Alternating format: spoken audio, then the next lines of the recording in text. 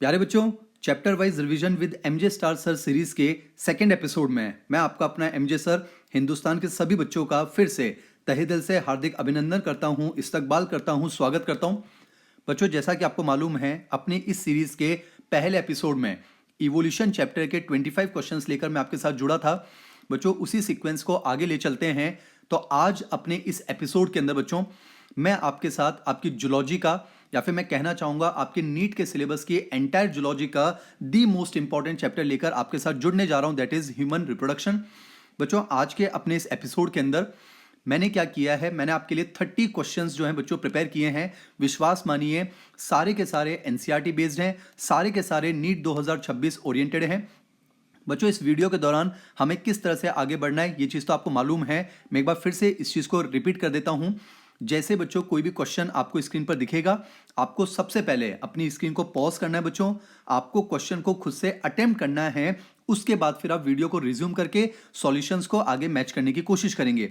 चलिए बच्चों, आपका समय बहुत कीमती है, तो शुरू करता हूं second episode human reproduction, question number 1। बच्चों, यहां पर मैंने आपको जो है 4 स्टेटमेंट दिए हैं मेल रिप्रोडक्टिव सिस्टम को लेकर। मैं फिर दोहराता हूं बच्चों, वही चीज सबसे इंपॉर्टेंट चीज है, ये ध्यान से पढ़ना है कि क्वेश्चन में पूछा क्या गया है। करेक्ट पूछा गया है, इनकरेक्ट पूछा गया है, नॉट करेक्ट है, नॉट इनकरेक्ट है। जैसे यहां पर देखिए बच्चों, मैंने क्या पूछा है, how many of the above statements are not incorrect. मैंने पूछा है बच्चों कि इनमें से कितने स्टेटमेंट हैं जो इनकरेक्ट नहीं है। इसका मतलब बच्चों वो करेक्ट स्टेटमेंट्स के नंबर आपसे पूछने जा रहा है। चलिए वन बाय वन सभी स्टेटमेंट्स को देखते हैं बच्चों। आपको पता है बच्चों, मेल रिप्रोडक्टिव सिस्टम हो वो जो है पेल्विस रीजन के अंदर सिचुएटेड होता है, तो स्टेटमेंट ए तो करेक्ट हो गया बच्चों। सेकेंड स्टेटमेंट आपको पता है बच्चों, मेल रिप्रोडक्टिव सिस्टम के अंदर अ पेयर ऑफ टेस्टिस आती है, साथ ही साथ बच्चों एसेसरी डक्ट्स आती हैं, जिसमें आपको पता है अकॉर्डिंग टू एनसीईआरटी हम रेटे टेस्टिस की बात करेंगे, वासा एफ्रेंशिया की बात करेंगे, एपिडाइमिस की बात करेंगे, वास डिफरेंस की बात करेंगे। फिर बच्चों कुछ एसेसरी ग्लैंड्स भी आती हैं, आपको पता है सेमाइनल वेसाइकल है, प्रोस्टेट ग्लैंड है, बल्बो यूथर ग्लैंड है, एक्सटर्नल जेनाइटेलिया है। पर बच्चों एक्सटर्नल जेनाइटेलिया जो मेल में होता है वो पेनिस होता है। बच्चों वल्वा जो होता है वो तो फीमेल के एक्सटर्नल जेनाइटेलिया के लिए शब्द यूज किया जाता है, तो यहां पर इस शब्द की वजह से बच्चों ये जो बी वाला स्टेटमेंट है ये इनकरेक्ट हो जाता है। बच्चों अब हम सी स्टेटमेंट की तरफ बढ़ते हैं। आपको पता है ह्यूमन मेल के अंदर अगर एडल्ट में देखा जाए बच्चों, तो हर टेस्टिस जो है उसकी जो साइज होती है वो 4 to 5 सेंटीमीटर इन लेंथ होती है, 2 to 3 सेंटीमीटर इन विड्थ होती है। पर आपको पता है बच्चों, जो टेस्टिस होती है वो ओवल शेप होती है, ना कि स्फेरिकल शेप होती है। तो यहां पर बच्चों इस स्फेरिकल शब्द की वजह से ये सी वाला स्टेटमेंट जो है वो इनकरेक्ट हो जाएगा। फिर आपको पता है बच्चों, जो टेस्टिस होती है उसके चारों तरफ हम 3 कवरिंग की बात करते हैं, बाहर से अंदर की तरफ ट्यूनिका वेजाइनलिस होती है, ट्यूनिका एल्बुजिनिया होती है, और सबसे अंदर बच्चों ट्यूनिका वस्कुलोसा होती है। आपको पता है बच्चों, जो ट्यूनिका वेजाइनलिस है वो पोस्टीरियर साइड पर इनकम्प्लीट होती है। जो ट्यूनिका एल्बुजिनिया बच्चों माना कि वो मिडल लेयर होती है पर वो कंप्लीट कवरिंग होती है। और आपको पता है बच्चों, ट्यूनिका एल्बुजिनिया जो है वो व्हाइट फाइब्रस कनेक्टिव टिश्यू से बनी होती है, यानी बेटा वो डेंस कवरिंग होती है। यहां पर मैंने क्या किया बच्चों, डेंस की जगह मैंने लूज शब्द लिख दिया है, तो उसकी वजह से ये वाला स्टेटमेंट भी इनकरेक्ट हो जाता है। अब मैंने आपसे क्या पूछा था बच्चों कि यहां पर कितने स्टेटमेंट हैं जो इनकरेक्ट नहीं है, इसका मतलब करेक्ट है। और हम देख पा रहे हैं बच्चों सिर्फ एक ही स्टेटमेंट है, ए वाला, जो कि करेक्ट है। तो एज पर ऑप्शन इस क्वेश्चन का करेक्ट आंसर निकल कर आता है, दैट इज फर्स्ट ऑप्शन। मैं फिर दोहराता हूं बच्चों, अपनी इस चैप्टर वाइज रिवीजन सीरीज के सभी एपिसोड का एक ही टारगेट है कि हमें बहुत कम समय में पूरे चैप्टर को अकॉर्डिंग टू एनसीईआरटी रिवाइज भी कर लेना है बच्चों। मुझे आपको सिर्फ क्वेश्चंस के आंसर नहीं बताने हैं, हमें नॉलेज भी डिस्कस करनी है, कंसेप्ट भी डिस्कस करने हैं, ताकि क्विकली हम चैप्टर का रिवीजन कर सकें। तो लास्ट तक मेरे साथ जुड़े रहिएगा बच्चों। आपकी एनसीईआरटी को लेकर मैंने बेहतरीन 30 सवाल जो हैं नीट 2026 को ध्यान में रखते हुए आपके लिए यहां पर प्रिपेयर किए हैं। चलिए बच्चों मूव करते हैं हम सेकंड क्वेश्चन की तरफ। ये रहा सेकंड क्वेश्चन।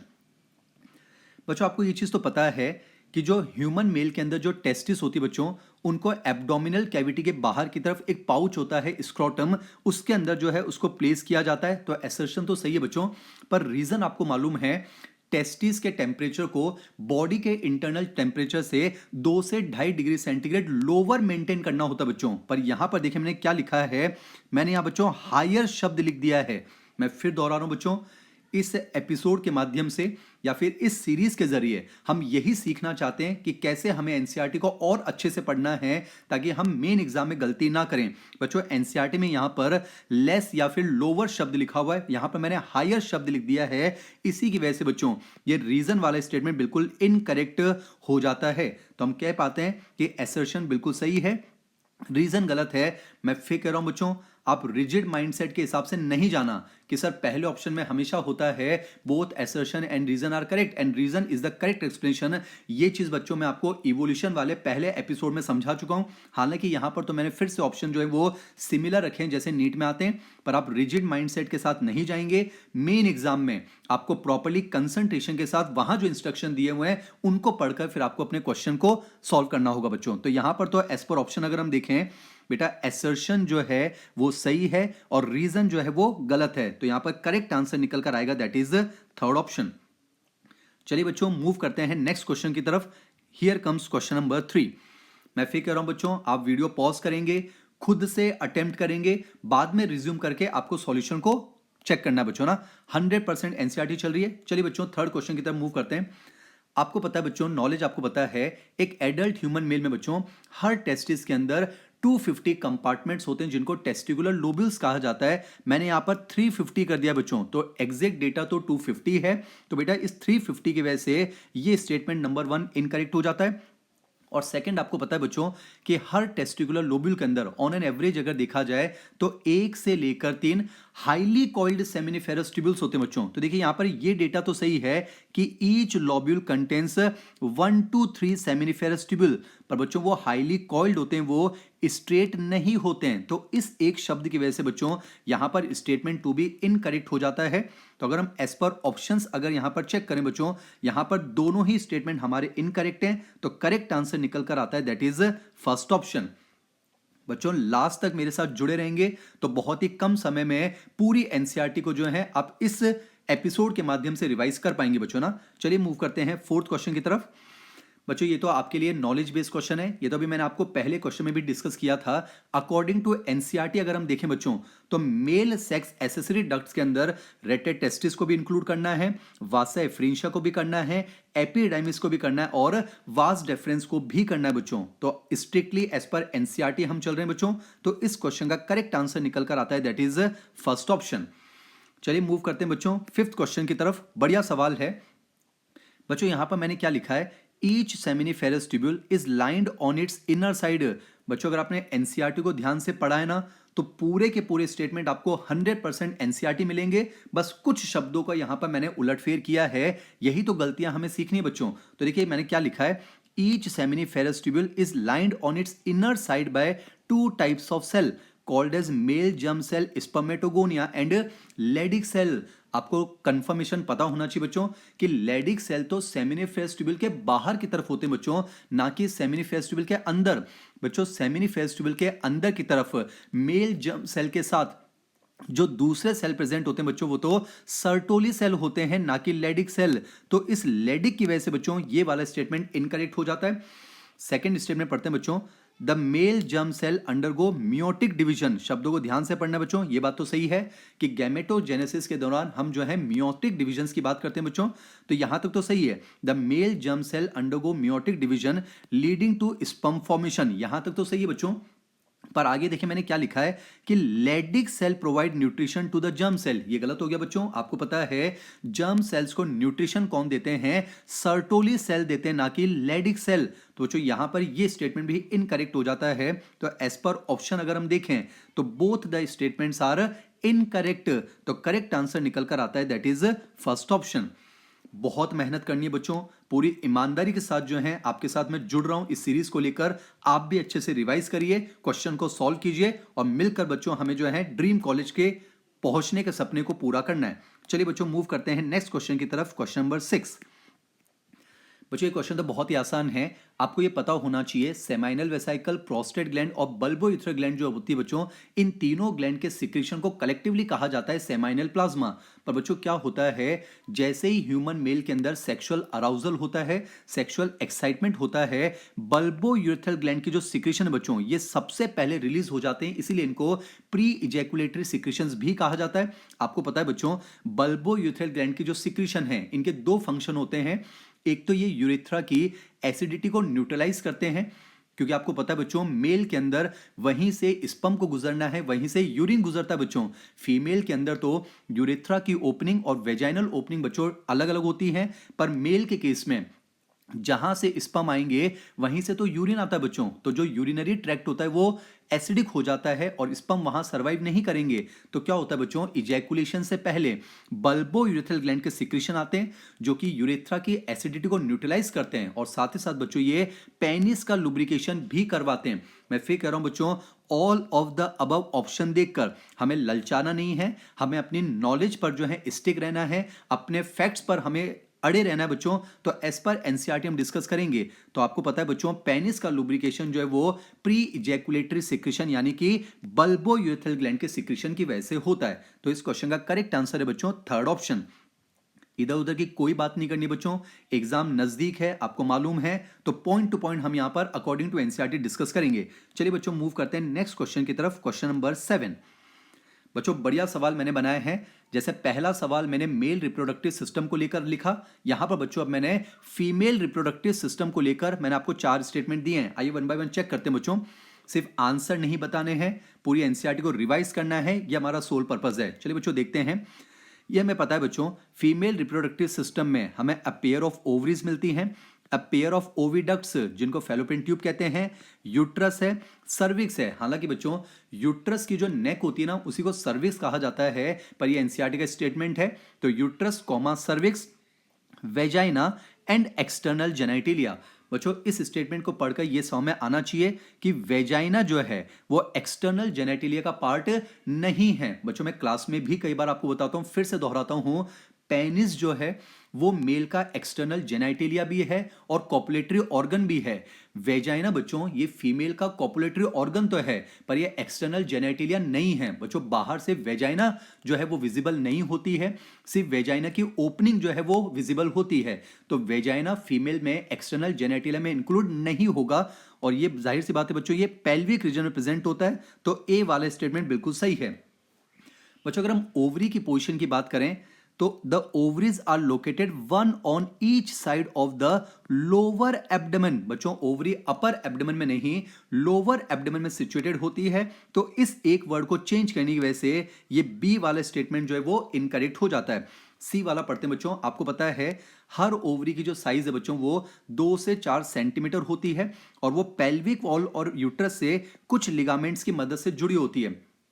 बच्चों इस सीरीज का मतलब जो है, टारगेट समझिए, एनसीईआरटी हिंदुस्तान का हर बच्चा पढ़ता है, पर सेलेक्ट वो होगा जो ध्यान से पढ़ता है, जिसको अपनी गलतियों को ढूंढना आता है।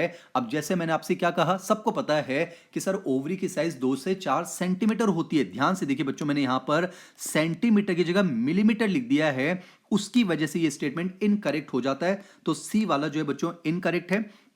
आपको पता है बच्चों, हर ओवरी पर हमें एक थिन एपिथेलियम की कवरिंग मिलती है, ना कि थिक एपिथेलियम। बच्चों आज के इस एपिसोड में हमें अपनी गलतियों को ही जो है ढूंढना सीखना होगा बच्चों। तो इस एक शब्द की वजह से ये डी वाला स्टेटमेंट भी क्या हो जाता है, गलत हो जाता है। अब मैंने क्या पूछा बच्चों, how many of the above statements are correct. तो आप देख पा रहे हैं बच्चों, सिर्फ एक ही स्टेटमेंट जो है वो करेक्ट है। तो इस क्वेश्चन का करेक्ट आंसर निकल कर आएगा, दैट इज फर्स्ट ऑप्शन।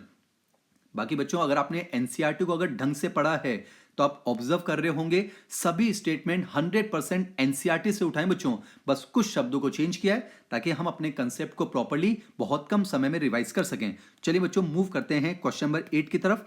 यहां पर बच्चों मैंने एनसीईआरटी का फिगर लिखा है। बच्चों आपको पता है, अभी आप देखिएगा, इस क्वेश्चन को करने के बाद चेहरे पर मुस्कुराहट आने वाली है हिंदुस्तान के सभी बच्चों के चेहरे पर। बच्चों आपको पता है कि ए जो है सर वो इस्थमस है, ये वाला जो पोर्शन है ये एम्पुला है सर। सी जो है वो इनफंडिबुलम है। डी जो है वो फिम्बरी है। और यूट्रस की वॉल में 3 लेयर है बच्चों। सबसे अंदर वाली एंडोमेट्रियम होती है, बीच वाली मायोमेट्रियम है और सबसे बाहर वाली जो है वो पेरीमेट्रियम है।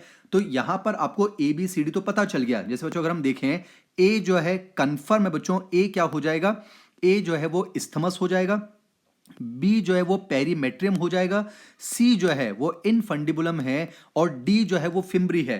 पर देखिए बच्चों यहां पर मैंने क्या किया है, select the correct option after identifying A B C and D. बच्चों यहां पर मैंने ए बी सी डी लिखा है। मैं फिर कह रहा हूं, इस सीरीज के माध्यम से मैं आपको ये समझाना चाह रहा हूं बच्चों कि क्या क्या अलग टाइप की गलतियां हो सकती हैं जो मेन एग्जाम में आपसे हो सकती हैं बच्चों। तो वही गलतियां अगर यहां कर लेंगे, वहां नहीं करेंगे, तो इस साल आपके सेलेक्ट होने का सपना जरूर पूरा होगा बच्चों। अब देखिए इस क्वेश्चन में आपने एबीसीडी को पहचान लिया बच्चों, पर मैंने यहां पर क्या किया है, टेबल में मैंने सीक्वेंस चेंज कर दिया बच्चों। मैंने ए लिखा है, बी लिखा है, फिर मैंने बच्चों यहां पर डी लिखा है और फिर सी लिखा है। और देखिए बच्चों यहां पर मैंने इसीलिए पहला ऑप्शन जानबूझ के क्या बनाया है, ए बी सी डी के अकॉर्डिंग। तो ए जो है वो इस्थमस है आपका, बी जो है वो पेरीमेट्रियम हो जाएगा, सी जो है बच्चों, सी जो है वो इनफंडिबुलम है, डी जो है वो फिम्बरी है। पर देखिए मैंने यहां पर सी नहीं लिखा है, इसको डी लिखा है बच्चों। तो इस क्वेश्चन से मैं आपको ये समझाना चाह रहा हूं, अपने मेन एग्जाम में अटमोस्ट कंसंट्रेशन के साथ आप अपने क्वेश्चन को सॉल्व करेंगे बच्चों। तो ए वाला इस्थमस है, बी वाला पेरीमेट्रियम है बच्चों, बी पेरीमेट्रियम है, सी इनफंडिबुलम है और डी फिम्बरी है। तो बच्चों यहां पर सीक्वेंस का खेल है, इसको एग्जाम में ध्यान से ऑब्जर्व करना है। तो इस क्वेश्चन का करेक्ट आंसर निकल कर आता है, दैट इज फोर्थ ऑप्शन। मैं उम्मीद करता हूं बच्चों कि मेरी सीरीज के द्वारा हम कुछ सीखना चाह रहे हैं, उसको सीखने में हम जरूर कामयाब होंगे। चलिए बच्चों moving on to the next question, question number 9। बच्चों ये तो मैंने आपके लिए 100% एनसीईआरटी का फैक्चुअल जो है वो क्वेश्चन आपके लिए बना है। आपको पता है बच्चों हर ओवरी की जो लेंथ है वो 2 से 4 सेंटीमीटर होती है, फेलोपियन ट्यूब की लेंथ जो है वो 10 से 12 सेंटीमीटर होती है और टेस्टिस की जो साइज होती है वो लेंथ अगर देखें बच्चों तो वो 4 से 5 सेंटीमीटर होती है। तो यहां पर तो बच्चों ए का करेक्ट मैच फर्स्ट हो जाएगा, बी का सेकंड हो जाएगा और सी का थर्ड हो जाएगा। तो as per option correct answer निकल कर आता है, दैट इज फर्स्ट ऑप्शन। बाकी बच्चों वो ए बी सी डी वाली सीक्वेंस की जो गलती है वो मैंने आगे भी आपके लिए रखी है, तो आप जो है दोबारा उस गलती में नहीं फंसेंगे और आप जो है करेक्ट आंसर टिक करेंगे। चलिए मूव करते हैं बच्चों इस एपिसोड के नेक्स्ट क्वेश्चन पर, क्वेश्चन नंबर 10 पर। मैं फिर कह रहा हूं बच्चों, आप जो है पहले वीडियो को पॉज कीजिए, खुद से अटेम्प्ट कीजिए, पूरी मेहनत कीजिए बच्चों, फिर आपको जो है वीडियो में सॉल्यूशन को देखना है। आपको पता है बच्चों यूट्रस की वॉल में हम 3 लेयर की बात करते हैं बच्चों। ये एनसीईआरटी के वर्ड हैं, ये भी एज इट इज याद होने चाहिए कि किसको थिन मेम्ब्रेनस कहा है, किसको ग्लैंडुलर कहा है और इसको किसको thick layer of smooth muscle कहा है। बाकी आपको पता है बच्चों जो एक्सटर्नल लेयर है वो है पेरीमेट्रियम, जो इनर ग्लैंडुलर होती है वो है एंडोमेट्रियम और जो मिडल थिक लेयर होती है दैट इज मायोमेट्रियम। तो यहां तो समझ में आ गया कि ए जो है सर वो पेरीमेट्रियम है, बी जो है वो एंडोमेट्रियम है, सी जो है वो मायोमेट्रियम है। पर फिर देखिए बच्चों भावनाओं में नहीं बहना है। मैंने क्वेश्चन में क्या पूछा है, ए सी एंड बी रेस्पेक्टिवली। बच्चों मैंने ए बी सी नहीं पूछा है। आज के इस एपिसोड में एक अलग टाइप की गलतियां हम सीख रहे हैं बच्चों। तो ए बी सी नहीं पूछा है मैंने, ए सी भी पूछा है। तो जाहिर सी बात है ए जो है बच्चों वो पेरीमेट्रियम है, सी जो है वो मायोमेट्रियम है और बी जो है वो एंडोमेट्रियम है। तो यहां पर बच्चों एस पर ऑप्शन करेक्ट आंसर निकल कर आता है, दैट इज फर्स्ट ऑप्शन। चलिए बच्चों नेक्स्ट क्वेश्चन की तरफ मूव करते हैं।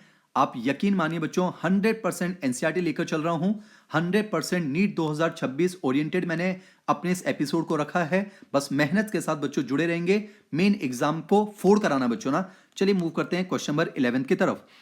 बच्चों फिर से जो है ये 100% एनसीईआरटी है। बाकी अब आपके चेहरे पर मुस्कुराहट तो आ चुकी है। मैंने क्वेश्चन में भले A B C D respectively पूछा हो, पर यहां पर मैंने ए लिखा है, बी लिखा है और पहले डी लिखा है, उसके बाद मैंने सी लिखा है। तो उम्मीद करता हूं बच्चों अब तो जाकर हर बच्चे को ये चीज तो समझ में आ गई है। अब बच्चों आपको जो है फीमेल का जो एक्सटर्नल जेनेटिलिया है वल्वा, उसके बारे में एनसीईआरटी के कुछ स्टेटमेंट याद होनी चाहिए। सबसे पहला स्टेटमेंट तो आपको याद है बच्चों, फीमेल एक्सटर्नल जेनेटिलिया में क्या क्या आता है बच्चों। एक तो उसके अंदर मॉन्स प्यूबिस आता है, लेबिया मेजोरा आता है, लेबिया माइनोरा आता है, क्लाइटोरिस और बच्चों हाइमेन है, एनसीईआरटी में लिखा हुआ है। The external genitalia consist of, ये 5 चीजें बच्चों मैं आपको इस सीरीज के माध्यम से एनसीईआरटी के लैंग्वेज को फोकस करना समझा रहा हूं और यहां पर हम 100% एनसीईआरटी बेस्ड क्वेश्चन को प्रैक्टिस कर रहे हैं। बच्चों एनसीईआरटी ने कुशन ऑफ फैटी टिश्यू जो है ये मॉन्स प्यूबिस के लिए लिखा है। बच्चों फ्लैशी फोल्ड्स ऑफ टिश्यू ये लेबिया मेजोरा के लिए लिखा है। Paired folds of tissue labia minora के लिए।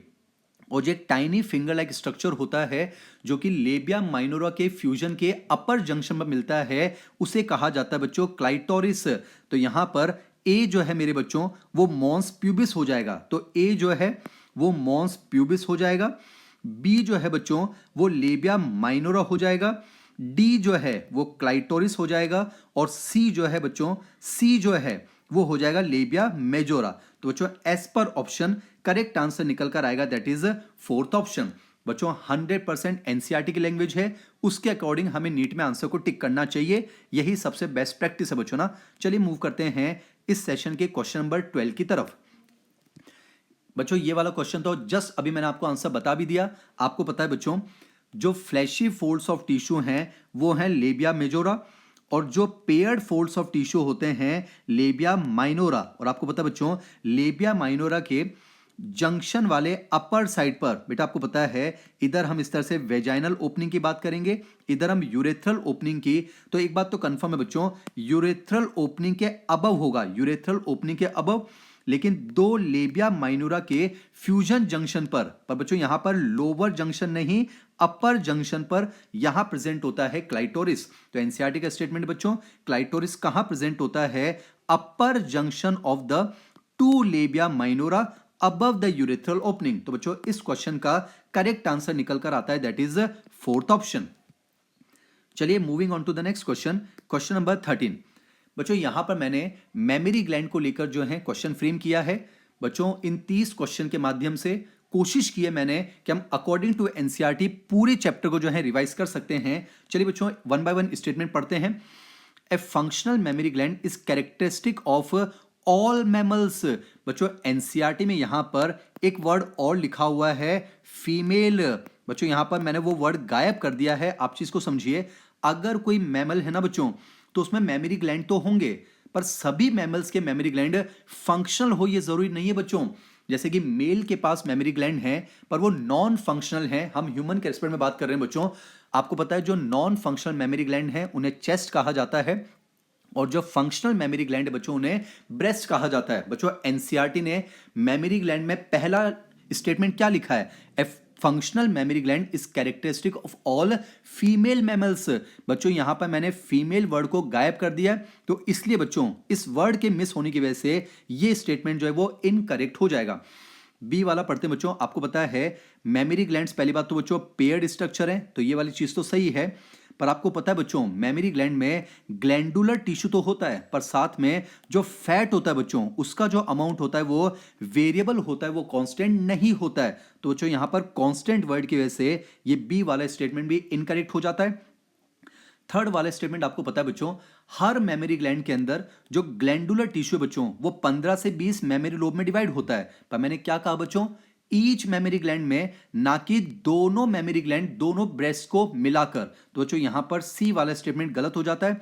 और डी आपको पता है बच्चों कि मेमोरी ग्लैंड में हम एल्वुलाई की बात करते हैं जिनके अंदर बच्चों ग्लैंडुलर सेल्स होते हैं, उन्हीं के अंदर प्रोलैक्टिन हार्मोन के इन्फ्लुएंस में मिल्क का फॉर्मेशन होता है। पर बच्चों मिल्क का जो स्टोरेज होता है वो एल्वुलाई की कैविटी में होता है यानी कि ल्यूमेन में होता है। तो एस्टेज एनसीईआरटी का स्टेटमेंट है बच्चों, तो डी वाला स्टेटमेंट जो है वो सही है। अब मैंने आपसे क्या पूछा है क्वेश्चन में कितने स्टेटमेंट है जो कि इनकरेक्ट हैं और हम देख पा रहे हैं बच्चों यहां पर 3 स्टेटमेंट इनकरेक्ट हैं। तो एज पर ऑप्शन इस क्वेश्चन का करेक्ट आंसर निकल कर आएगा, दैट इज फर्स्ट ऑप्शन। आप ऑब्जर्व कर पा रहे हैं बच्चों ईमानदारी से, मैं आपको सिर्फ आंसर्स बताने के लिए नहीं आया हूं, क्वेश्चंस के माध्यम से हम पूरी एनसीईआरटी को रिवाइज करना चाहते हैं और बहुत कम समय में चैप्टर रिवाइज हो जाएगा। चलिए बच्चों मूव करते हैं 14th क्वेश्चन की तरफ। ये रहा क्वेश्चन नंबर 14। बच्चों यहां पर मैंने स्पर्मेटोजेनेसिस को लेकर क्वेश्चन बनाया है, चलिए वन बाय वन डिस्कस करते हैं। आपको पता है बच्चों स्पर्मेटोजेनेसिस का मतलब क्या है, जो इमेच्योर मेल जर्म सेल होते हैं स्पर्मेटोगोनिया उनसे स्पर्म का बनना। पर आपको पता है बच्चों oogenesis तो इंट्रा यूटेरल लाइफ में स्टार्ट हो जाता है जबकि स्पर्मेटोजेनेसिस बच्चों शुरू कब होता है? प्यूबर्टी पर। मैंने यहां पर बच्चों प्यूबर्टी की जगह इंट्रा यूट्राइन शब्द लिख दिया है, इसकी वजह से बच्चों ये वाला स्टेटमेंट हो जाएगा इनकरेक्ट। आइए बच्चों बी वाला पढ़ते हैं। बच्चों हर स्पर्मेटोगोनियम डिप्लॉयड तो होता है, पर उसके अंदर बच्चों 46 क्रोमोसोम्स होते हैं, ना कि 48। तो यहां पर मैंने 46 की जगह 48 कर दिया बच्चों, तो यहां पर बी वाला स्टेटमेंट भी इनकरेक्ट है। बच्चों आपको समझ में आ रहा है? हमें आंसर नहीं बताने हैं, गलतियां जो एग्जाम में हो जाती हैं उन्हें हम समझने की कोशिश कर रहे हैं, वही हमारा टारगेट होना चाहिए। बच्चों सी वाले स्टेटमेंट पढ़ते हैं। आपको पता है एक प्राइमरी स्पर्मेटोसाइट में जब पहला मियोटिक डिवीजन कंप्लीट होता है, पहले बच्चों मैंने यहां पर रिडक्शन की जगह इक्वेशनल लिख दिया था, पर सोचा कि चलिए सेल बायो कोई क्वेश्चन नहीं बना रहा हूं, ये आपको पता होना चाहिए, तो ये तो मैंने सेम रहने दिया। पर आपको पता बच्चों जब प्राइमरी स्पर्मेटोसाइट में पहला मियोटिक डिवीजन कंप्लीट होता है तो दो हैप्लॉइड सेकेंडरी स्पर्मेटोसाइट्स तो बनते हैं, पर बच्चों वो दोनों के दोनों इक्वल होते हैं, अनइक्वल नहीं होते हैं। बच्चों oogenesis में अनइक्वल साइटोकाइनेसिस होता है, पर बेटा स्पर्मेटोजेनेसिस में तो इक्वल साइटोकाइनेसिस होता है। तो यहां पर बच्चों इक्वल होना चाहिए था, मैंने अनइक्वल लिख दिया, उसकी वजह से बच्चों ये सी वाला स्टेटमेंट गलत हो गया। और आपको पता है बच्चों एक सेकेंडरी स्पर्मेटोसाइट में जब मियोसिस 2 कंप्लीट होता है तो 4 जो हैं इक्वल हैप्लॉइड स्पर्मेटिड्स बनते हैं। ये वाला स्टेटमेंट तो करेक्ट है बच्चों। अब मैंने आपसे क्वेश्चन में क्या पूछा है, आपको बच्चों ट्रू और फॉल्स बताना है, तो ए बी सी जो हैं वो तो ट्रू है, जबकि डी वाला जो है वो फॉल्स है। पर फिर कर रहा हूं बच्चों एग्जाम में इसको ध्यान से पढ़ना है कि क्या सीक्वेंस पूछी गई है। फिलहाल मैंने सेम रखी है बच्चों, तो हमारा करेक्ट आंसर होना चाहिए फॉल्स फॉल्स फॉल्स ट्रू, यानी एस पर ऑप्शन करेक्ट आंसर निकल कर आएगा, दैट इज थर्ड ऑप्शन। बच्चों मैं फिर कह रहा हूं लास्ट तक जुड़े रहेंगे, बढ़िया सवाल मैंने आपके लिए बनाए हैं, वन लाइनर क्वेश्चंस नहीं रखे बच्चों, क्योंकि 30 क्वेश्चन कहने को 30 हैं, पर पूरा चैप्टर रिवाइज करना हमारा टारगेट होना चाहिए। चलिए बच्चों मूव करते हैं 15th क्वेश्चन पर। ये रहा बच्चों, यहां पर मैंने स्पर्मेटोजेनेसिस और oogenesis को मिलाकर आपके लिए क्वेश्चन फ्रेम किया है। बच्चों ऐसा ही एक क्वेश्चन नीट 2025 में भी आया था। चलिए कंटिन्यू करते हैं, पहला स्टेटमेंट पढ़ते हैं बच्चों। पहली बात तो बच्चों जो पहला मियोटिक डिवीजन कंप्लीट होता है, आपको पता है प्राइमरी स्पर्मेटोसाइट में होता है और वहां प्राइमरी oocyte में होता है। बेटा प्राइमरी स्पर्मेटोसाइट में जब मियोसिस वर्क कंप्लीट होता है तब तो दो इक्वल सेल बनते हैं, जिन्हें कहा जाता है सेकेंडरी स्पर्मेटोसाइट। पर आपको पता है बच्चों oogenesis में प्राइमरी oocyte में जब पहला मियोटिक डिवीजन कंप्लीट होता है तो वहां पर दो अनइक्वल सेल बनते हैं बच्चों, एक तो बनता है सेकेंडरी oocyte और एक बनती है फर्स्ट पोलर बॉडी। तो यहां पर बच्चों ए वाला स्टेटमेंट बिल्कुल सही है। बच्चों सेकेंड स्टेटमेंट ध्यान समझिए, बेटा oogenesis में जब सेकेंड मियोटिक डिवीजन कंप्लीट होता है तो सीधे ओवम बनता है बच्चों, और ओवम क्या है, वो तो मैच्योर फीमेल गैमेट है, यानी बाद में उसके डिफरेंशिएशन की जरूरत नहीं पड़ती है। पर आपको पता है बच्चों स्पर्मेटोजेनेसिस में जब सेकेंड मियोटिक डिवीजन कंप्लीट होता है तो पहले स्पर्मेटिड बनता है बच्चों, पर उस स्पर्मेटिड का डिफरेंशिएशन करना होता है ताकि वो मैच्योर मेल गैमेट स्पर्म में कन्वर्ट हो जाए। यानी मैं कह सकता हूं बच्चों स्पर्मेटोजेनेसिस में डिफरेंशिएशन होता है, oogenesis में नहीं होता है बच्चों। तो यहां तो मैंने क्या लिखा है कि दोनों में होता है, इसलिए बच्चों ये बी वाला स्टेटमेंट जो है वो इनकरेक्ट हो जाएगा। सी वाला स्टेटमेंट बच्चों एनसीईआरटी में जो है oogenesis वाले उस फ्लोचार्ट के अंदर ही लिखा हुआ बच्चों, आपको पता है पहला मियोटिक डिवीजन जो है बच्चों वो ओवुलेशन से पहले कंप्लीट हो जाता है। याद कीजिए within the secondary follicle the primary oocyte grows in size and completes its first meiotic division, और उससे बच्चों एक सेकेंडरी oocyte और एक फर्स्ट पोलर बॉडी बनती है। यानी बच्चों टर्शरी फॉलिकल के अंदर ही जो है पहला मियोटिक डिवीजन कंप्लीट हो जाता है। और बेटा ओवुलेशन तो उसके बाद होगा ना, जब ग्राफियन फॉलिकल बनेगा, एलिस सर्ज होगा। यानी मैं कह सकता हूं oogenesis में पहला मियोटिक डिवीजन ओवुलेशन से पहले ही कंप्लीट हो जाता है बच्चों। तो एनसीईआरटी का स्टेटमेंट है ये सी वाला स्टेटमेंट बिल्कुल सही है। आइए बच्चों डी वाला देखते हैं। आपको पता है बच्चों चाहे वो सेकेंडरी स्पर्मेटोसाइट हो चाहे वो सेकेंडरी oocyte हो, बच्चों ये हैप्लॉइड सेल होते हैं, एन सेल होते हैं विद ईच हैविंग 23 क्रोमोसोम। तो बच्चों यहां पर डी वाला स्टेटमेंट सही है। अब बच्चों एज पर ऑप्शन अगर हम देखें तो ट्रू फॉल्स ट्रू ट्रू, तो करेक्ट आंसर निकल कर आता है, दैट इज फोर्थ ऑप्शन। बच्चों मैं फिर कह रहा हूं क्वेश्चन जैसे दिखेगा पहले आप पॉज कीजिए, खुद से उसको अटेम्प्ट कीजिए, अपने आंसर को साइड में लिखिए और फिर आपको जो है वीडियो को रिज्यूम करके अपने सॉल्यूशन को चेक करना चाहिए। चलिए मूव करते हैं 16th क्वेश्चन पर। बच्चों अब मैंने आपके लिए क्या किया है, मेंस्ट्रुअल साइकिल जो कि बेहतरीन टॉपिक है, अगर किसी बच्चे को नहीं समझ में आया है तो बच्चों मेरा रिप्रोडक्शन का वन शॉट वीडियो अपने करियर विल के ऑफिशियल पेज पर एडेड है यूट्यूब पर, वहां से उसको देखिए बच्चों, आपको मजा आ जाएगा। मेंस्ट्रुअल साइकिल रिवाइज कर लीजिए, उसके बाद बच्चों ये क्वेश्चंस बहुत इजीली आप सॉल्व कर पाएंगे। चलिए बच्चों, यहां पर मैंने आपके लिए केस स्टडी क्वेश्चन बनाए हैं, जैसे कि केस स्टडी नंबर 1। यहां बच्चों 3 क्वेश्चन हैं 16, 17 और 18 जो इस केस स्टडी सॉल्व होंगे। अब क्वेश्चन क्या है बच्चों? ए 19-year-old girl has irregular menstrual cycle. हमने देखा उसके ब्लड में एफएसएच का लेवल तो नॉर्मल है बच्चों, पर क्या है सेकेंड हाफ में प्रोजेस्टेरोन का लेवल जो है वो लो है। तो बस इस केस को ध्यान में रखते हुए अब हमें बच्चों 3 क्वेश्चन अटेम्प्ट करने हैं, 16, 17 और 18। आप देख पा रहे हैं बच्चों, घास नहीं काटी है, मेहनत से आपके लिए लॉजिकली कंसेप्ट को स्ट्रॉन्ग करने के लिए क्वेश्चन फ्रेम किए। बच्चों अगर हम देख पा रहे हैं कि उस लड़की में प्रोजेस्टेरोन का लेवल कम है, और आपको पता है बच्चों ओवुलेशन के बाद ग्राफियन फॉलिकल, बेटा ग्राफियन फॉलिकल रप्चर हो चुका है, ओवुलेशन हो चुका है, फिर कॉर्पस ल्यूटियम बनता है बच्चों, और कॉर्पस ल्यूटियम की वजह से तो प्रोजेस्टेरोन का लेवल बढ़ता है। अगर प्रोजेस्टेरोन का लेवल सेकंड हाफ में कम है, इसका मतलब बच्चों कॉर्पस ल्यूटियम जो है वो प्रॉपर्ली फंक्शन नहीं कर रहा है। और मैंने यहां पर यही पूछा है कि कौन सा ओवरी का स्ट्रक्चर है जो माल फंक्शनिंग कर रहा है, इसका मतलब बच्चों यहां पर करेक्ट आंसर हो जाएगा, दैट इज थर्ड ऑप्शन। बच्चों इसी केस स्टडी के नेक्स्ट क्वेश्चन की तरफ बढ़ते हैं। बच्चों यहां पर मैंने पूछा है यूट्राइन साइकिल में जो कौन सा फेज है वो मोस्ट लाइकली अफेक्ट होगा। और आपको पता बच्चों हम प्रोजेस्टेरोन के लेवल की कम होने की बात कर रहे हैं, तो जो प्रोजेस्टेरोनिक फेज है, जिसे ल्यूटियल फेज कहते हैं, जिसे पोस्ट ओवुलेटरी फेज कहते हैं, जिसे सिक्रेटरी फेज कहते हैं, वही तो अफेक्ट होगी बच्चों। तो as per option correct answer निकल कर आता है, दैट इज थर्ड ऑप्शन। बच्चों मैंने आपको नाम भी बता दी है, यहां सिक्रेटरी फेज की जगह पोस्ट ओवुलेटरी फेज होता वो भी सही हो जाता, यहां पर प्रोजेस्ट्रॉनिक फेज होता वो भी सही हो जाता, यहां पर ल्यूटियल फेज होता वो भी सही हो जाता, या फिर फिक्स्ड फेज होता बच्चों 14 डेज का फेज होता है तो भी वो करेक्ट आंसर हो जाता। सिर्फ आंसर नहीं बता रहा हूं, पूरी नॉलेज शेयर कर रहे हैं बच्चों, तो अभी तो आंसर जो है वो थर्ड ऑप्शन आ चुका है। चलिए बच्चों इसी केस स्टडी के लास्ट क्वेश्चन, बच्चों यहां पर पूछा गया है what is the most likely consequence. बच्चों लैंग्वेज को ध्यान से पढ़ना है। आपको पता है बच्चों प्रोजेस्टेरोन जो है, बेटा पहली बात तो ओवुलेशन से पहले एस्ट्रोजेनिक फेज होती है, जिसमें एस्ट्रोजन की वजह से एंडोमेट्रियम की थिकनेस बढ़ चुकी होती है, पर ओवुलेशन के बाद कॉर्पस ल्यूटियम की वजह से प्रोजेस्टेरोन का लेवल बढ़ता है, जो कि उस एंडोमेट्रियम की थिकनेस को मेंटेन करवाता है बच्चों, ताकि इम्प्लांटेशन हो सके। पर सेकेंड फेज में हमने देखा केस स्टडी क्या कह रही है, प्रोजेस्टेरोन का लेवल कम है, तो बेटो एंडोमेट्रियम की जो थिकनेस है वो मेंटेन नहीं रह पाएगी। तो यहां पर मोस्ट लाइकली जो कंसिक्वेंस है बच्चों वो क्या देखने को मिलेगा, फेलियर ऑफ इम्प्लांटेशन। चलिए बच्चों मैंने आपके लिए कुछ और केस स्टडी वाले क्वेश्चन बनाए ताकि हम कंसेप्चुअली स्ट्रॉन्ग कर सकें अपने आप को। तो अगला बच्चों केस स्टडी फिर से मैंने क्या लिया है, a women is given an injection that suppresses GnRH. बच्चों शब्दों को ध्यान से पढ़ना है, जीएनआरएच को बंद नहीं किया है बच्चों, इंजेक्शन देकर जीएनआरएच के प्रोडक्शन को सप्रेस किया है, यानी बच्चों कम किया है।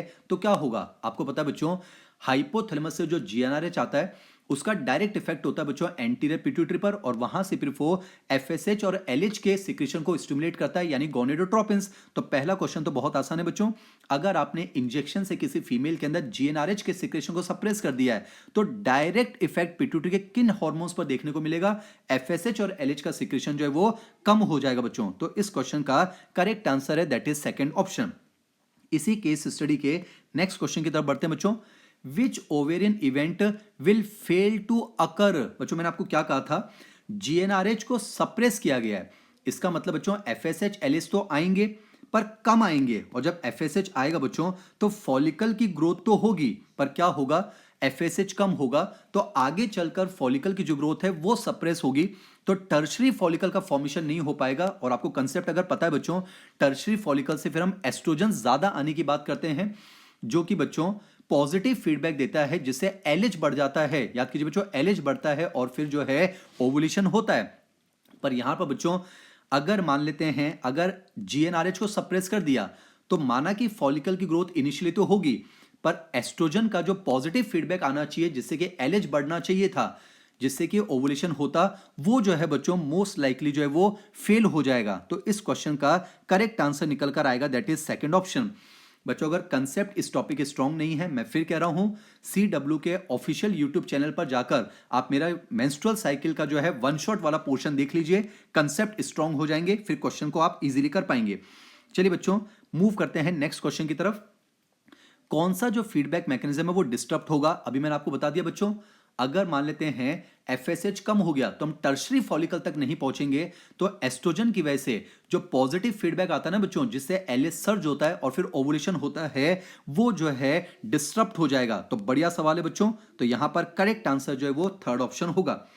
चलिए बच्चों, एक और केस स्टडी देखिए, क्वेश्चंस बढ़िया बनाए हैं, मेंस्ट्रुअल साइकिल बढ़िया टॉपिक है, हार्मोन वाले कंसेप्ट आते हैं बच्चों। चलिए ना, मैंने यहां पर लिखा बच्चों कि 28 दिन की नॉर्मल मेंस्ट्रुअल साइकिल है, ओवुलेशन तो 14 डे हो गया पर फर्टिलाइजेशन नहीं हुआ।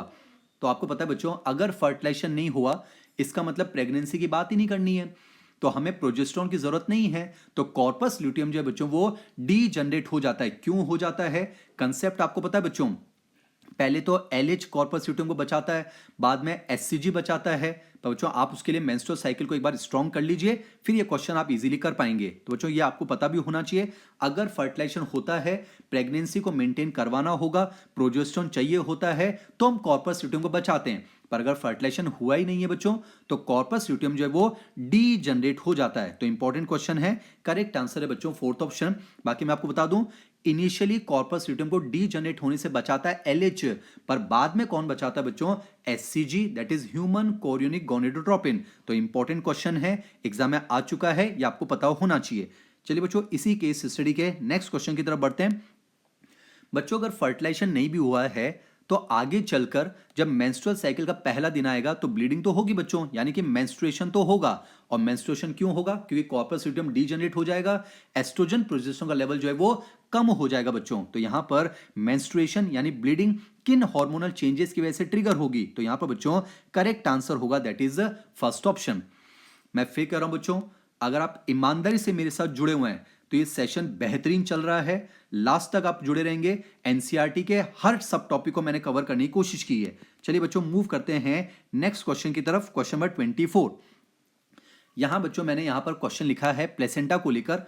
आपको पता है बच्चों, प्लेसेंटा जो है it is the structural and functional unit between the developing embryo and maternal body. तो ये वाला स्टेटमेंट तो सही हो गया बच्चों। ये भी आपको पता है, प्लेसेंटा के लिए एस्ट्रीज एनसीईआरटी की लाइन है बच्चों, it facilitate the supply of oxygen and nutrients to the embryo and also removal of carbon dioxide and excretory waste materials produced by the embryo. तो ये वाला भी सही है। आपको ये भी पता है बच्चों, प्लेसेंटा जो है एनसीईआरटी में लिखा हुआ है टेम्पररी एंडोक्राइन ग्लैंड की तरह काम करता है, कुछ हार्मोन्स का सिक्रेशन करता है बच्चों, जैसे प्लेसेंटा से एससीजी आता है, ह्यूमन प्लेसेंटल लैक्टोजन आता है, एस्ट्रोजन आता है, प्रोजेस्टोजन आते हैं। तो ये वाला स्टेटमेंट भी सही है बच्चों। पर आपको पता है बच्चों, प्लेसेंटा जो है, पहली बात तो एक वस्कुलर कनेक्शन है माँ और बच्चे के बीच में, जिसमें बच्चों मैटरनल टिश्यू भी इन्वॉल्व होता है और फीटल टिश्यू भी इन्वॉल्व होता है। यानी बच्चों प्लेसेंटा ना तो 100% मैटरनल टिश्यू से बनता है, ना ही 100% फीटल टिश्यू से। आपको पता है बच्चों, अम्बिलिकल कॉर्ड जो है, जो प्लेसेंटा और फीटस को जोड़ती है, वो 100% फीटल टिश्यू है। यहां मैंने क्या लिखा बच्चों? It is structurally made by only 100% foetal tissue. बच्चों ये स्टेटमेंट अम्बिलिकल कॉर्ड के लिए भले ही सही होता, पर प्लेसेंटा के लिए तो सही नहीं है बच्चों। तो नॉलेज शेयर करनी थी, इसलिए ये स्टेटमेंट मैंने यहां पर लिखा है। अब मैंने क्या पूछा है बच्चों, कितने स्टेटमेंट करेक्ट हैं? तो हम देख पा रहे हैं ए, बी और सी, यानी 3 स्टेटमेंट करेक्ट हैं। तो एस पर ऑप्शन करेक्ट आंसर निकल कर आएगा, दैट इज थर्ड ऑप्शन। बच्चों अगला जो सवाल है बेहतरीन सवाल है। तो यहां पर बच्चों फिर से मेंस्ट्रुअल साइकिल का ग्राफ मैंने आपके सामने बच्चों यहां पर रखा है। बच्चों इस क्वेश्चन को सॉल्व करने का, वैसे तो कंसेप्ट अगर स्ट्रांग है तो इजीली सॉल्व हो जाता है, पर एग्जाम में बच्चों हमारे पास समय कम रहता है, तो क्लास के अंदर भी हम बच्चों को तरीका बताते हैं कि कैसे इन 4 हार्मोन्स को मेंस्ट्रुअल साइकिल के दौरान याद रखा जाए। आपको पता है बच्चों, पहली बात तो मेंस्ट्रुअल साइकिल में हम 4 हार्मोन्स की बात करते हैं, FSH, LH, oestrogen and progesterone. तो बच्चों मैं आपको बस तरीका बता देता हूं, फिर भले से मेन एग्जाम में डायग्राम कैसे भी आ जाए, कोई भी हार्मोन ऊपर नीचे शिफ्ट हो जाए, पर अगर आपको ये कंसेप्ट याद है, ये ट्रिक याद है, तो आप क्वेश्चन को with in fraction of second solve कर लेंगे। देखिए बच्चों 28 दिन की जो है मेंस्ट्रुअल साइकिल यहां पर दिखा रखी है। 14th डे जो है बच्चों हमें पता है वो ओवुलेशन होता है। तो मैं आपको बस तरीका बता देता हूं बच्चों, इन 4 हार्मोन में से एक ही हार्मोन है जिसके 2 पीक मिलेंगे। तो देखिए बच्चों, ये वाला जो ग्राफ दिख रहा है यहां पर, इसका एक पीक आ चुका है और एक पीक यहां पर बच्चों। तो जिसके 2 पीक मिल जाए बच्चों, मैं लिख देता हूं, जिस हार्मोन के 2 पीक मिल जाए बच्चों, राइटिंग पर फोकस नहीं करना है बच्चों, मैं यहां पर आपको बता रहा हूं बच्चों, जिस हार्मोन के आपको दो पीक दिख जाए बच्चों, दो पीक दिख जाए, इसका मतलब कंफर्म है वो एस्ट्रोजन है। तो यहां पर बच्चों बी वाला जो है वो तो एस्ट्रोजन ब्लॉक हो चुका है, बुक हो गया बच्चों। फिर ध्यान रखेंगे जिसका यानी बच्चों एस्ट्रोजन के दो पीक दिखेंगे तो आपको क्या करना है, जिसके दो पीक दिख जाएं उसको आप एस्ट्रोजन मार्क कर दें। अब बच्चों एफएसएच, एलएच और प्रोजेस्टेरोन के एक एक पीक दिखेंगे, जिसका पीक बाद में आएगा ना बच्चों, यानी ओवुलेशन के बाद में, वो होगा प्रोजेस्टेरोन। तो आप देख पा रहे हैं जो सी वाला है उसका पीक बच्चों बाद में आ रहा है, तो ये वाला जो है बुक हो गया, ये हो गया बच्चों प्रोजेस्टेरोन। तो जो सी वाला है बच्चों ये हमारा जो है प्रोजेस्टेरोन बुक हो गया, यानी अब कंफर्म है एफएसएच एलएच के पीक जो है वो पहले आएंगे या फिर क्लोज टू ओवुलेशन। और ध्यान रखना बच्चों उसमें एफएसएच का जो पीक है वो नीचे आएगा और एलएच का जो पीक है वो ऊपर आएगा। तो वापस अगर मैं आपको कंक्लूजन बताऊं बच्चों, जिसके दो पीक वो एस्ट्रोजन, जिसका पीक बाद में वो प्रोजेस्टेरोन, एफएसएच एलएच के पीक पहले, जिसका भी नीचे वो हो जाएगा एफएसएच और जिसका ऊंचा वो हो जाएगा एलएच। तो बच्चों यहां पर एज पर ऑप्शन अगर हम देखें तो करेक्ट आंसर निकल कर आता है, दैट इज फोर्थ ऑप्शन। बाकी वो चालाकी तो आपको समझ में आ रही है, मैंने पहले ए लिखा है, बी लिखा है, फिर डी लिखा है और फिर सी लिखा है, ये तो अब हमें समझ में आ गया बच्चों। बाकी एज पर ऑप्शन जो है correct answer that is fourth option. मेहनत चल रही है बच्चों, कोई इधर उधर की बात नहीं है, पॉइंट टू पॉइंट चल रहे हैं, कंसेप्ट वाइज जो है चैप्टर को रिवाइज करने की कोशिश कर रहे हैं। चलिए मूव करते हैं बच्चों क्वेश्चन नंबर 26 पर। बच्चों इस क्वेश्चन को ऐड करने के पीछे का एक सिंपल सा लॉजिक बस ये है, क्योंकि एनसीईआरटी ने जो है एक छोटा सा ऐसे बॉक्स बना रखा है और उसमें बच्चों हेडिंग लिखा है मेंस्ट्रुअल हाइजीन। नॉर्मली जो है इस बॉक्स को बच्चे नहीं पढ़ते हैं, मिस कर देते हैं, तो ये क्वेश्चन बस इसलिए फ्रेम किया है ताकि एनसीईआरटी के उस बॉक्स को भी हम अच्छे से रिवाइज कर लें। बाकी आपको पता है बच्चों मेंस्ट्रुअल यानी कि ब्लीडिंग फेज के दौरान हाइजीन के अंदर क्या क्या रखना होता है, तो डेली के डेली नहाना होता है, अपने आप को साफ रखना होता है, सैनिटरी नैपकिन्स या फिर होममेड क्लीन पैड्स का यूज करना होता है और बॉडी के रिक्वायरमेंट के हिसाब से हर 4 से 5 घंटे में उनको चेंज करना होता है। तो एज पर ऑप्शन अगर हम देखें बच्चों तो मेंस्ट्रुअल हाइजीन में ये चारों ही पॉइंट आएंगे, तो करेक्ट आंसर आता है दैट इज फोर्थ ऑप्शन। चलिए बच्चों मूव करते हैं क्वेश्चन नंबर 27 पर। बच्चों ये क्वेश्चन मैंने फ्रेम किया है फॉलिकुलोजेनेसिस को लेकर 100% एनसीईआरटी। चलिए बच्चों वन बाय वन डिस्कस करते हैं। प्राइमरी फॉलिकल, ये फॉलिकल की वो स्टेज होती है जब primary oocyte get surrounded by a layer of granular cell. बच्चों फिर कह रहा हूं इस क्वेश्चन को एनसीईआरटी को ध्यान में रखते हुए मैंने फ्रेम किया है बच्चों। बाकी मेडिकल कॉलेज में कंसेप्ट वाइज नॉलेज वाइज थोड़ा सा बच्चों वेरी कर जाएगा, पर हमें वहां पहुंचना है बच्चों, और वहां पहुंचना है तो हमारे लिए तो एनसीईआरटी जो है वो सबसे इंपॉर्टेंट है बच्चों ना। तो एज पर एनसीईआरटी अगर हम देखें बच्चों, अगर प्राइमरी oocyte पर ग्रेनुलर सेल की एक लेयर है तो उसे बच्चों प्राइमरी फॉलिकल कहा जाता है। अगर बच्चों उसी प्राइमरी फॉलिकल पर ग्रेनुलर सेल की ज्यादा लेयर आ जाए और साथ ही साथ एक नई थीका बन जाए तो उसको सेकेंडरी फॉलिकल कहा जाता है। तो बच्चों ए वाला और सी वाला statement as it is NCERT बिल्कुल सही है, पर आपको पता है बच्चों प्यूबर्टी पर अगर हम देखें तो एक ओवरी के अंदर 60,000 से 80,000 प्राइमरी फॉलिकल होते हैं, ना कि दोनों ओवरी मिलाकर बच्चों। तो यहां पर इस बोथ वर्ड की वजह से बी वाला स्टेटमेंट गलत हो गया। और आपको बता बच्चों टर्शरी फॉलिकल की कैरेक्टरिस्टिक प्रॉपर्टी क्या है, उसके अंदर बच्चों फ्लूइड फिल्ड कैविटी मिलती है एंट्रम।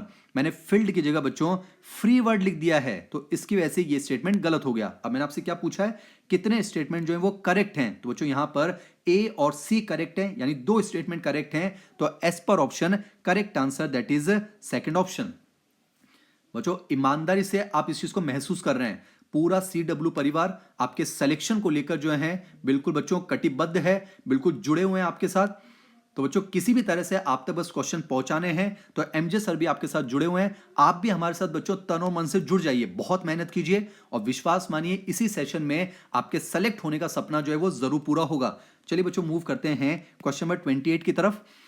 बच्चों आपको पता है प्रेगनेंसी के वेरियस मंथ्स में एम्ब्रायनिक डेवलपमेंट किस किस तरह से होता है उसको लेकर बच्चों एनसीईआरटी में पूरा एक पैराग्राफ है और उसको लेकर नीट 2025 में भी क्वेश्चन आया है। चलिए पहले मैं आपसे इंफॉर्मेशन शेयर कर देता हूं, क्योंकि सिर्फ आंसर नहीं बताने हैं। आपको पता है बच्चों पहला मंथ जब प्रेगनेंसी का कंप्लीट होता है हम बात करेंगे हार्ट का फॉर्मेशन हो जाता है। और बेटा ग्रोइंग फीटस का पहला साइन कैसे पता चलता है, हम स्टेथोस्कोप की मदद से हम उसकी हार्ट बीट को सुन सकते हैं, पहली चीज तो ये। फिर आपको पता है बच्चों, by the end of second month of pregnancy, बच्चों मैं आपको एनसीईआरटी पढ़ के सुना रहा हूं, by the end of second month of pregnancy आपको पता है फीटस में लिम्स और डिजिट्स बन जाते हैं। फिर आपको पता है बच्चों, by the end of third month of pregnancy आपको पता है बच्चों मेजर ऑर्गन सिस्टम्स बन जाते हैं, साथ ही साथ जो है लिम्स और external genital organs well develop हो जाते हैं। फिर एनसीईआरटी ने बच्चों फिफ्थ मंथ के बारे में लिखा है, आपको पता है नीट 2025 में क्वेश्चन था बच्चों, मैं आपको रिवाइज करवा रहा हूं। फिफ्थ मंथ के दौरान ड्यूरिंग फिफ्थ मंथ जो है हेड पर हेयर आ जाते हैं और फीटस में पहले मूवमेंट देखने को मिलते हैं। और बेटा सिक्स्थ मंथ के एंड होते होते आपको पता है पूरी बॉडी पर फाइन हेयर आ जाते हैं, आईलिड सेपरेट हो जाती है, आईलैशेस बन जाती हैं और नाइन्थ मंथ के कंप्लीट होते होते फीटस पूरी तरह से डेवलप हो जाता है और डिलीवरी के लिए तैयार हो जाता है। अब बच्चों इसी नॉलेज को चेक करते हुए आइए दो स्टेटमेंट पढ़ते हैं। मैंने क्या लिखा है, the first sign of growing foetus may be notice by listening to the heart sound carefully through the sphygmomanometer. बच्चों फिर कह रहा हूं, इस सेशन से हम सीखना चाह रहे हैं कि क्या हड़बड़ी में हम गलती कर देते हैं, क्योंकि बच्चों हमारी नजरें वो देखती हैं जो हम देखना चाहते हैं, पर हमें वो देखना होगा जो एग्जामिनर हमें दिखाना चाहता है। तो बच्चों आपको पता है स्फिग्मोमेनोमीटर से तो हम ब्लड प्रेशर को मेजर करते हैं, ना कि हार्ट साउंड को सुनते हैं बच्चों। तो इस वर्ड की वजह से गलत हो गया। बाकी सेकंड वाला स्टेटमेंट बच्चों बिल्कुल सही है, तो मैं कह सकता हूं स्टेटमेंट 1 इनकरेक्ट है, जबकि सेकंड वाला जो है वो करेक्ट है। तो एज पर ऑप्शन, मैं बार बार बोलता हूं बच्चों एज पर ऑप्शन, तो एज पर ऑप्शन इस क्वेश्चन का करेक्ट आंसर आएगा, दैट इज थर्ड ऑप्शन। चलिए मूव करते हैं बच्चों 29th क्वेश्चन की तरफ। बच्चों ये एसर्शन रीजन बना है, आपको पता है हमारे अंदर बच्चों पॉलीस्पर्मी नहीं होती है, मोनोस्पर्मी होती है। व्हाट इज पॉलीस्पर्मी बच्चों, अगर एक से ज्यादा स्पर्म ओवम को फर्टिलाइज कर दें उसे कहते हैं पॉलीस्पर्मी, पर नॉर्मली ऐसा नहीं होता बच्चों। नॉर्मली क्या होता है, एक स्पर्म जो है वही एक ओवम को फर्टिलाइज करता है।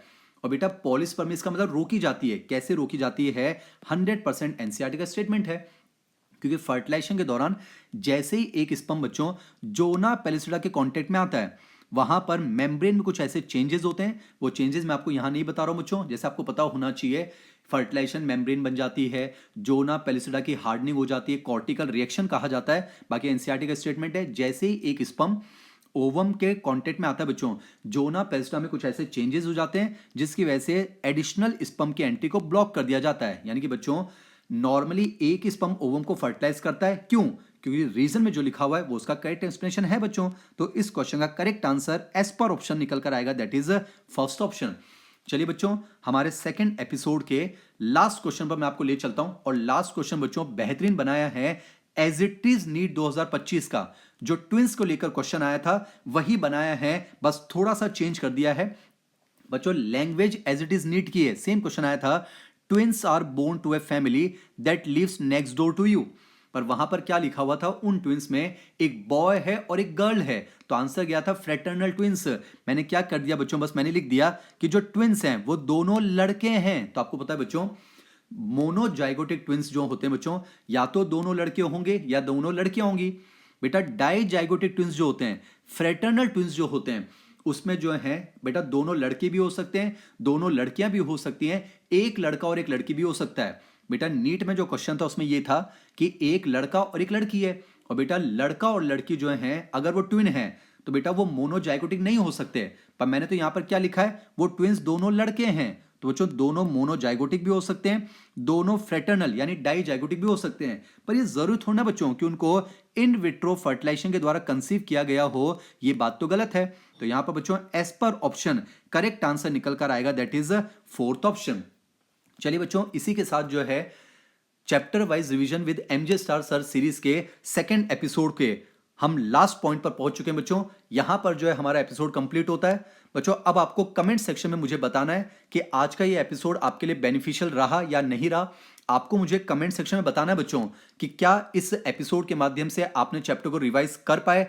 आपको मुझे ये भी बताना है बच्चों कि अगले एपिसोड में, पहली बात तो आप अगला एपिसोड चाहते हैं या नहीं चाहते हैं। अगर चाहते हैं तो कमेंट सेक्शन में आप मुझे जरूर बता दीजिए कि किस चैप्टर को लेकर मुझे आपके साथ जुड़ना चाहिए। बाकी खूब मेहनत कीजिए बच्चों, मैं तन मन के साथ आपके साथ जुड़ा हुआ हूं, पूरा CW परिवार आपके साथ जुड़ा हुआ है, आप भी मेहनत कर रहे हैं। पर बच्चों समय आ गया है अब अपनी मेहनत को थोड़ा और दुरुस्त करने का। आपको अपने स्टडी आवर्स बढ़ाने होंगे बच्चों, क्योंकि एमजे सर ये बात हमेशा क्लास में भी कहते हैं, आप नहीं कोई और सही बच्चों। अगर आप नहीं पढ़ रहे हैं, विश्वास मानिए कोई और तो पढ़ रहा है ना बच्चों। तो मैं उम्मीद करता हूं आप दिन रात मेहनत कर रहे होंगे, आपके टीचर्स कर रहे हैं, पूरा CW परिवार आपके साथ जुड़ा हुआ है। बस कमेंट सेक्शन में मुझे बता दीजिए ये सेशन आपको कैसा लगा, आपके लिए बेनिफिशियल रहा या नहीं रहा, और अगर रहा तो आप आगे भी चाहेंगे तो आप कौन से टॉपिक को लेकर पहले मेरे साथ जुड़ना चाहेंगे, कमेंट सेक्शन में बताइए। चलिए बच्चों, आज के इस एपिसोड को हम यहीं पर एंड करते हैं। खूब मेहनत करेंगे, मुस्कुराते रहेंगे। थैंक यू सो मच बच्चों, जय हिंद।